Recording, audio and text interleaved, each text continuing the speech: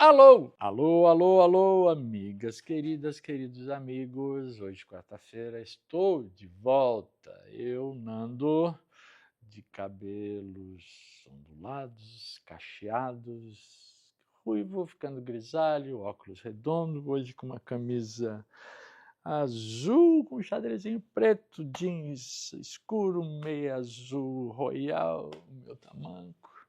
O assunto de hoje é sobre um tema que eu venho falando e que tem causado uma repercussão que eu julgo positiva. Não é segredo de ninguém que eu sou alcoólatra, dependente químico, e estou em recuperação há 8 anos, ou seja, sem beber, sem usar qualquer tipo de droga. E falar sobre isso, especialmente com esse tempo de sobriedade que eu tenho, não só é tranquilo, né, eu coloco numa perspectiva de muito mais calma, além de eu estar de fato mais lúcido, porque é uma coisa muito gradativa, mas eu tenho um senso de que isso tem uma utilidade pública, né? E eu tenho, evidentemente, lugar de fala, muita propriedade para abordar esse assunto. E as pessoas têm me perguntado por que o alcoolismo é uma doença, e que atinge muita gente, acho que 15% da população mundial. E ela é mal vista, mal compreendida, cheia de estigmas, preconceitos, que em geral vêm de falta de informação, de ignorância. E eu mesmo, né? E, além do que, é um problema grave, porque leva à morte. E é até para quem é alcoólatra, como eu, é um processo difícil de admitir, difícil de compreender e muito mais ainda difícil de parar, né? Porque é um vício, uma compulsão, enfim, uma doença. E não é falta de força de vontade, não é malandragem, não é vagabundagem, não é falta de amor ao próximo, à família, nada disso. Então, assim, vamos lá, eu vou contar da minha história, porque isso é um preceito importantíssimo. Eu já abri meu anonimato, ou seja, eu sou membro do AA. E uma das coisas que nós compreendemos e agimos a favor, né, dessa postura, digamos, pedagógica, didática, né, é de que ninguém fala pelo outro. Eu posso falar da minha experiência. Eu tenho uma coisa pessoal minha, de novo, tudo é pessoal. Eu não acho que seja relevante entender as razões, se é genético, se é o pai. Para mim, tanto faz. Isso não vai fazer nenhuma diferença. E eu não creio que isso seja exatamente, não só relevante, como de fácil identificação. Mas eu comecei a beber muito cedo e dentro de uma família, né, que especialmente do lado masculino, todo mundo bebia. Meu pai bebia, meu avô bebia, meus irmãos bebiam, todo mundo bebe. Bebida é liberado. E acho que tem que ser. Não acho, eu sou contra a proibição. A proibição é uma forma equivocada. Tem que ter alerta, tem que ter campanha e tem que ter isso. Eu posso, na minha modesta com meu alcance, né, prestar um serviço falando da minha história. Eu sempre gostei de ficar bêbado, eu gostava do efeito do álcool. Tem uma coisa que eu acho que é característica, e eu li um artigo do Rui Castro essa semana, ele é companheiro, falando sobre isso, ele aborda isso. Ele falou uma coisa curiosa, aí eu acho que é uma informação procedente e tem um caráter, digamos, científico. Uma das coisas que distingue um alcoólatra de uma pessoa que não tem essa doença é a tolerância ao álcool. E eu atesto isso, porque eu sempre bebi muito e tive uma resistência enorme e não tinha ressaca. O meu organismo suporta o álcool. Há pessoas que bebem 2 taças e pá, basta. Tem esse aspecto de eu gostar do efeito e de eu tolerar o efeito. Então, se eu gostava e tinha tolerância, vou indo. E é um processo gradativo, né, o avanço da doença, porque daí mexe uma coisa do cérebro. Comecei a beber muito cedo, gostava de ficar de porre, mas eu comecei a ter uma espécie de administração certo? E contato, experiência para migrar o que eu gosto, o que eu não gosto, aonde eu bebo.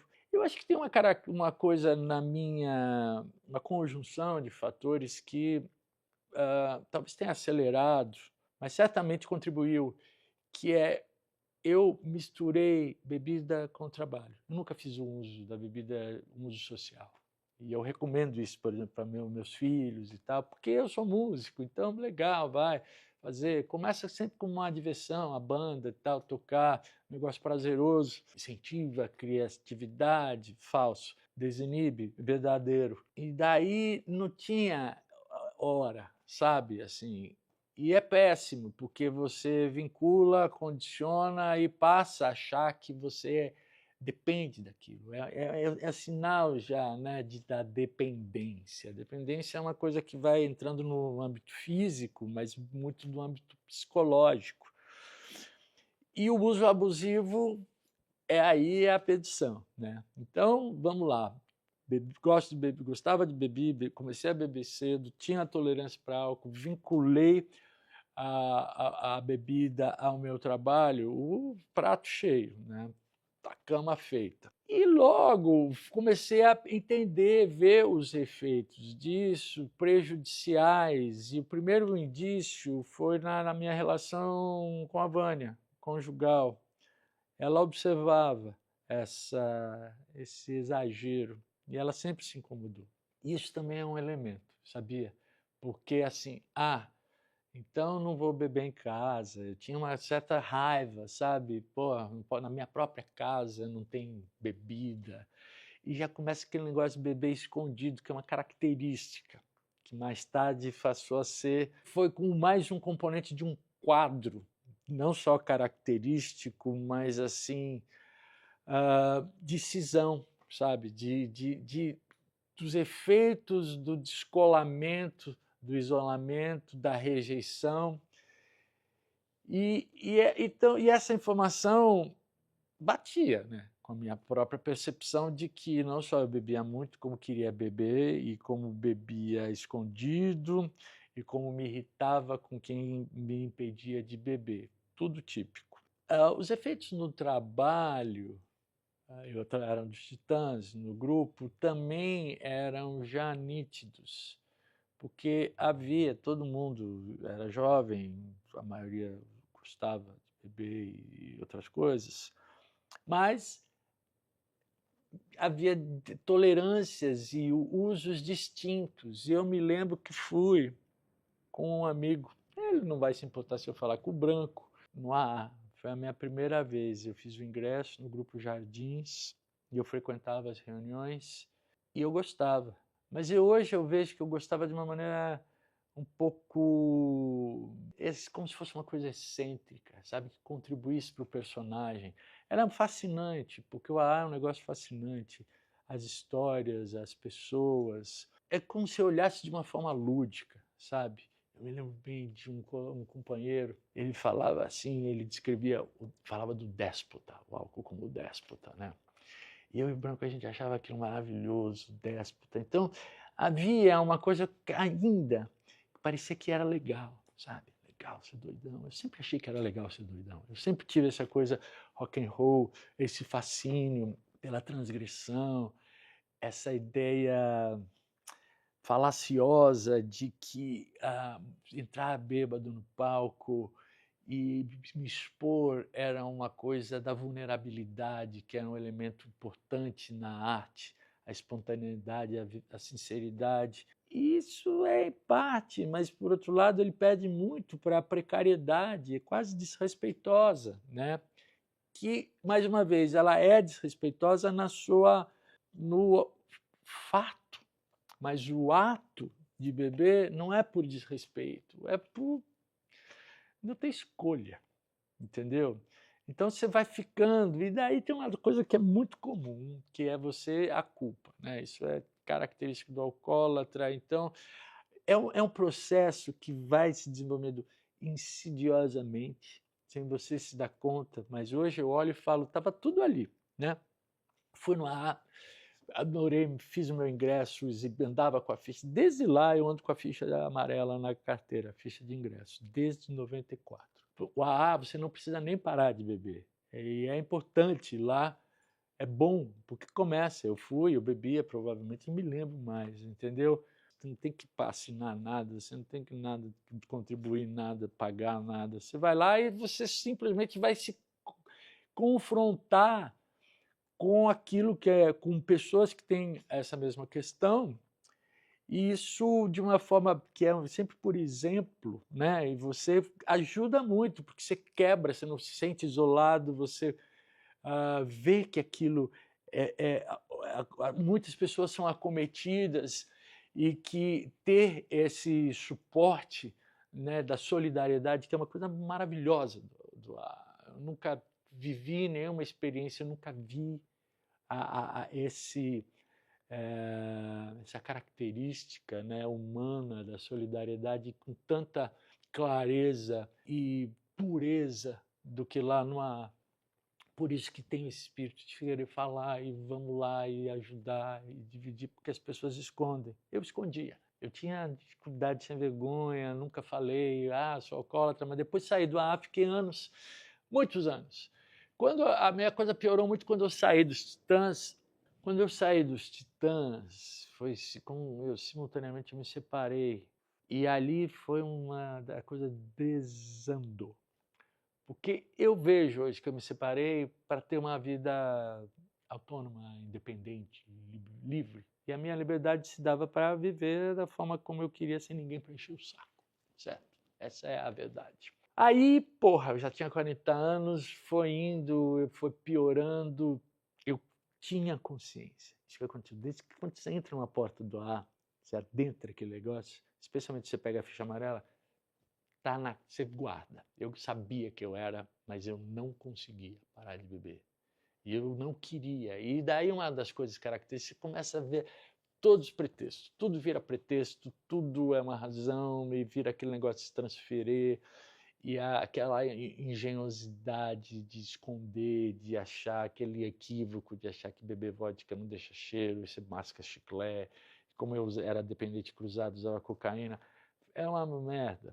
No entanto, eu era o bêbado funcional, porque eu, mesmo precariamente, mas nem sempre, eu trabalhava, eu ia, nunca pedi um evento, pedi poucos, certo? Não tem nada a ver com a qualidade que foi entrando em decadência e ficando mais comprometida, mas e tinha um outro problema, eu era produtivo, certo? Então eu também usei isso como um elemento desinibidor para criar, e é muito importante dizer que nem a cocaína, nem o álcool deram a criatividade. Eu usei aquilo como um desinibidor para quebrar a minha inércia, um sentimento de paralisia.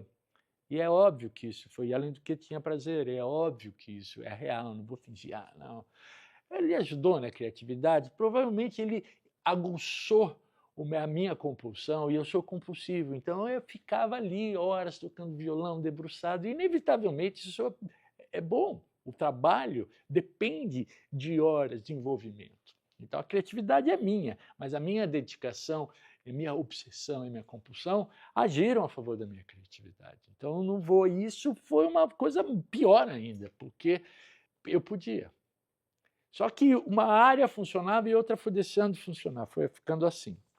A mais cruel foi com a família. Filhos, desde sempre eu me lembro, já que eu estava separado, eu bebia, e meus filhos pequenos me encontravam bêbado. Uma vez a Sofia deixou um bilhete no meu... Eu tinha um escritório, uma mesa de trabalho, uma coisa de cortiça. Eu lembro que ela foi para a escola, ela deixou um bilhete: por favor, papai, não beba hoje.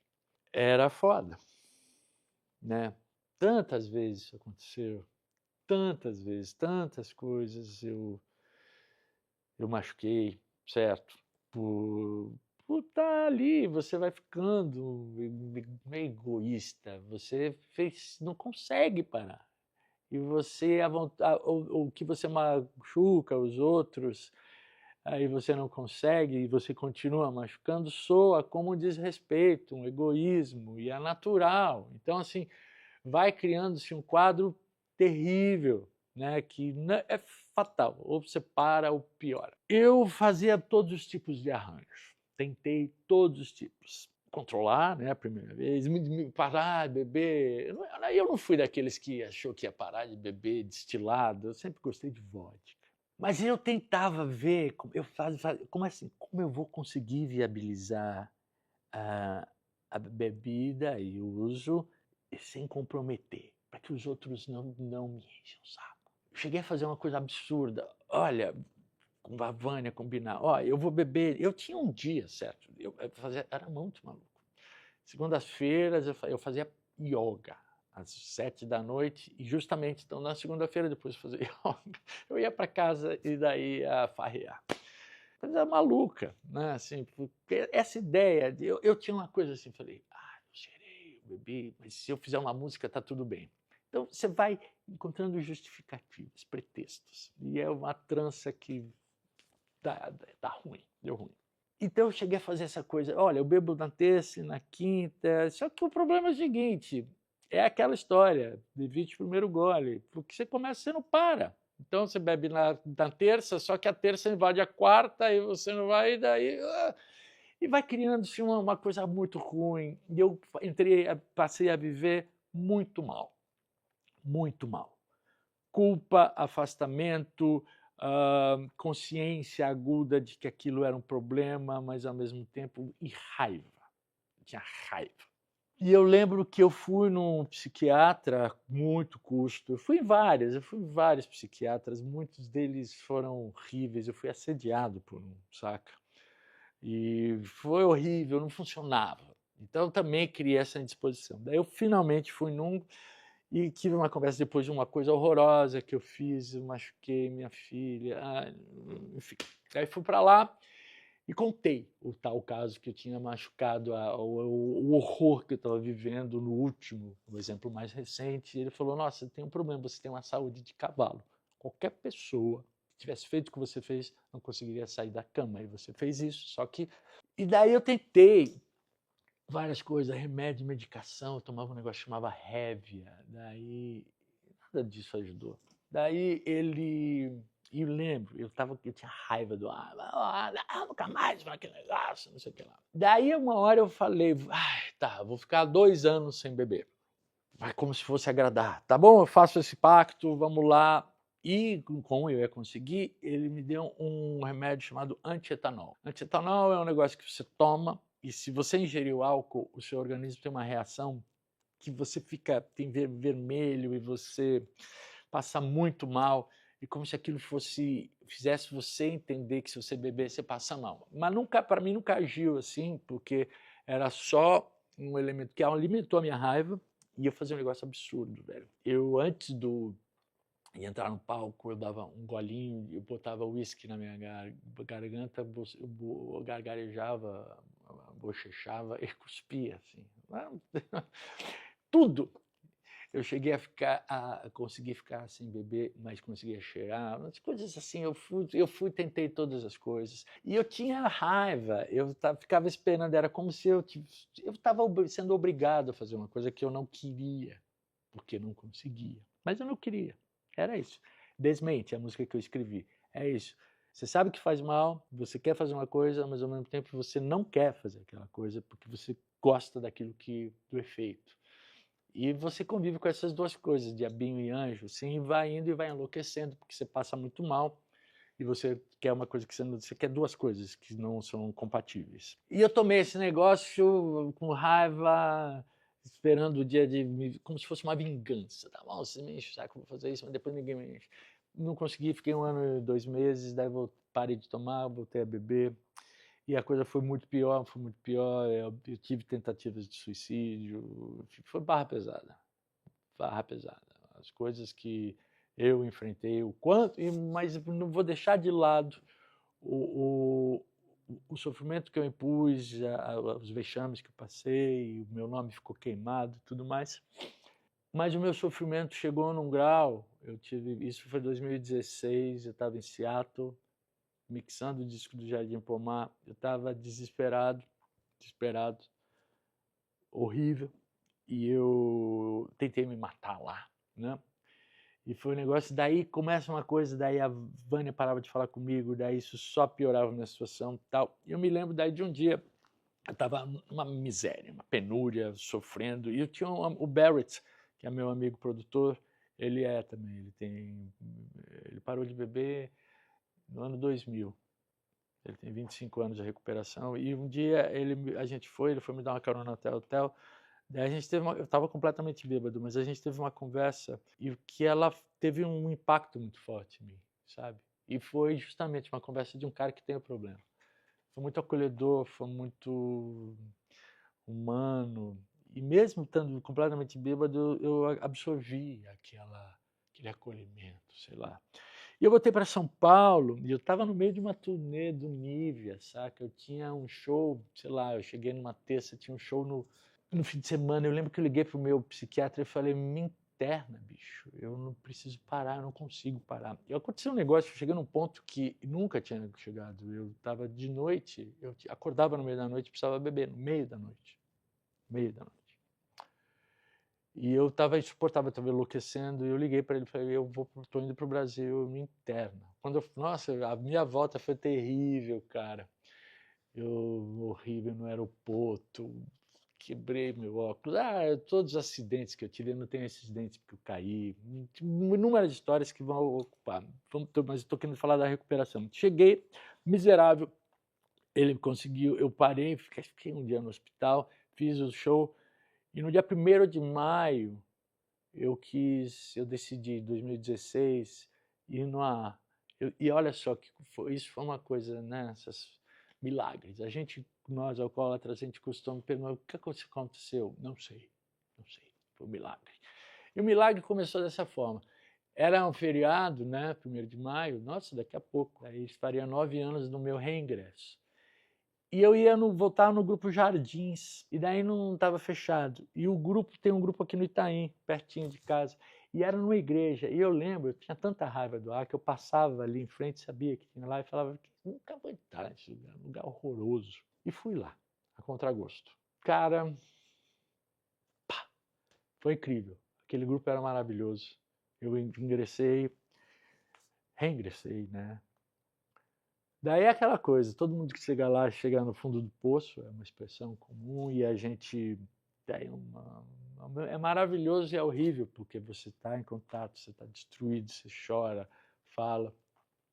Mas eu me apaixonei por aquele grupo e consegui ficar sóbrio 6 meses. Voltei a beber, tive uma recaída, fiquei bebendo, quase um mês, me meti numa puta roubada, foi horrível. E daí teve um evento. Eu tinha sido convidado para fazer um show com o Gil em Brasília. Gil, meu mestre, meu ídolo. Um evento que comemorava o que seria o centenário de nascimento do Dr. Ulisses Guimarães, em Brasília, e fui convidado para fazer. Eu fui fazer um ensaio no domingo, 2 de outubro. Eu fui bêbado. E eu cheguei lá e eu consegui ensaiar, mas eu fiquei muito mal, porque é óbvio que perceberam. Ninguém falou nada e tal. Daí eu lembro que eu terminei o ensaio, foi horrível. No domingo para segunda eu não consegui parar. E eu cheguei segunda-feira e falei, se eu não parar eu vou acabar com a minha carreira. Eu não posso me apresentar bêbado nesse show. Com o Gil. Com a Gal. E eu parei. Fui pro ar, fiz o show sóbrio, nunca mais bebi. Eu me lembro do show, eu estava ali no palco, eu fiz um show bom, bonito, fui bem, e a Flora estava na primeira plateia, e eu olhava ela e falava, ela está me analisando, ela está avaliando, esse cara aí não é de confiança. Eu acho graça, porque ela tinha toda a razão. E o show foi bom, e aquilo foi um estímulo, a minha consciência, e foi uma redenção, sabe? E daí eu parei, fiquei muitos anos indo ao ar, Eu amo aquele grupo, eu devo a ele a minha recuperação, a minha sanidade. Fiz muitos amigos. Veio a pandemia e os grupos fecharam, eu fiz algumas reuniões online, eu não consegui, não engatei. Tem uma coisa curiosa, né? Porque, como por isso que eu digo que é um milagre, porque todo mundo lá ficava assim, não, mas você viaja, você não pode se expor, você tem que tirar as bebidas de frigobar, apagar o contato dos traficantes do seu celular. E eu falava, gente, isso é inútil, vocês sabem. Se quiser beber, eu desço e bebo. Não tem, isso não é. Tem que ser uma decisão individual e nem sempre é suficiente. Eu sabia, quis parar de beber, não consegui, e ali deu tudo certo. E hoje eu estou há quase 9 anos, né, 8 anos e tanto, eu não conto de dias assim, colecionei várias fichas. Eu recomendo. Todo mundo que chega, várias pessoas. Eu fiz um depoimento muito contundente para a revista Piauí.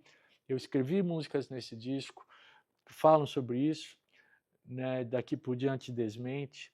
Eu abri meu anonimato, eu falo sobre isso no show e eu recebo só retornos emocionantes, emocionados, gratificantes, encorajadores. Eu me sinto bem, porque se muita gente fica, se sente apoiado, sabe? Se sente mais confortado. Ah, meu pai, sou eu e não sei o que lá. E eu adoro, sabe?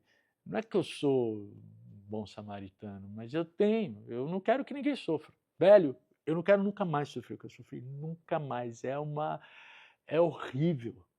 É horrível, fisicamente, psicologicamente, é humilhante. Dói. Dói. Você acordar de manhã e ter que beber. E 1 minuto depois que você beber, aquilo voltar a ser um inferno e você ter que beber de novo, beber escondido, é horrível, não quero. E não quero para ninguém. E esse é um assunto que neutraliza qualquer coisa. Ah, a pessoa torce por esse, é de determinada corrente, eu não sei o que lá. Não tem. É todo mundo igual. Pobre, rico, direita, esquerda, jovem, velho. Não tem. É igual. Não há maravilhoso. Todo mundo está no mesmo lugar. Então, assim, eu recomendo demais. E se você tem esse problema e não consegue, tudo bem, velho.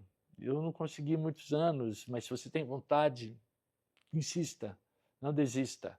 Se tem alguém da sua família, um amigo seu, apoie, não reprima, fale a verdade, mas com sensibilidade, procure o AA. Tem datas marcantes, importantes. Eu gosto de datas, né? Nós, em geral, as pessoas do AA têm a data, guardam a data, comemoram o aniversário. Eu tenho a minha data, 3 de outubro. Tem a data de 1º de maio, que eu falei que foi o meu reingresso, que daqui a semana que vem vai fazer 9 anos. Uma outra data, 4 de março, né, que tem uma música, foi naquela tentativa de 2 anos que eu fiz essa canção, mas não deu certo. 1º de maio está numa outra música, né, do meu posto, já não me lembro se tinha a ver com isso, acho que não. Tem a coincidência, né, de que eu vou tocar com o Gil, né, eu não sei quando esse vídeo vai lá, hoje é quinta aqui, eu vou cantar com o Gil no sábado. Eu já falei isso pro Gil, já falei isso pra Flora, e que ele salvou a minha vida de inúmeras maneiras, né. Hoje eu consigo falar assim, gente, há tempo atrás não era, hoje eu consigo rir. E tá aqui a minha fichinha, querida. Como eu vou lá, eu sempre brinco, eu falo, eu sou uma ficha amarela. Todo dia eu tô reingressando. E acho graça nisso, eu gosto. É a que eu tenho mais orgulho. Eu tenho as outras de 1 ano, 2 anos e tal, mas essa é a minha queridinha. Eu tô muito feliz, eu espero. As pessoas falam assim, é só por hoje, e é maravilhoso, porque é uma forma de você conseguir suportar, porque assim, tem que tirar aquilo da cabeça. E cada dia que você fica sem beber, o começo é ruim, isso comigo foi diferente, mas enfim. Tem que insistir, se recair é normal, o tempo ajuda demais. Eu não tenho certeza, né? Tem vários jargões assim, o copo está a um braço do seu alcance. É verdade, se passou na minha cabeça, já passou. Ah, vou beber, já passou. Se eu tenho vontade, quando eu olho, tenho. Muito menos. Mas eu não quero. Eu não quero voltar àquilo e eu não vou arriscar por nada. Eu já passei, só um gole. Não, amigo, não é. Tem uma outra máxima para terminar, é assim. Sabe qual é a imagem? É uma vela, tá? Queimando, vai queimando, vai queimando. E imagine quando a vela se apagar, é a sua vida que apaga. Na hora que ela chega aqui, você apaga, a imagem é essa. Se você voltar a beber, você não vai começar daqui, você vai começar aqui. Não é batata.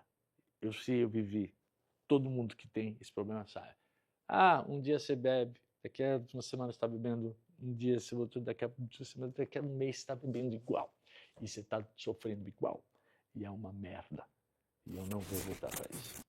Mas quarta-feira que vem eu estarei de volta.